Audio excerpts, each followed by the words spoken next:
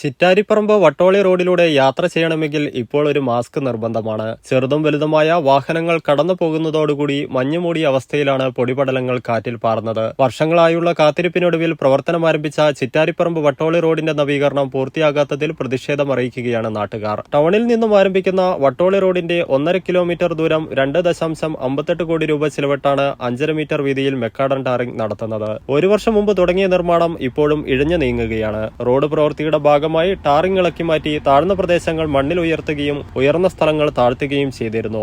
റോഡിൽ കരിങ്കൽ നിരത്തിയെങ്കിലും ടാറിംഗ് തുടങ്ങിയിട്ടില്ല.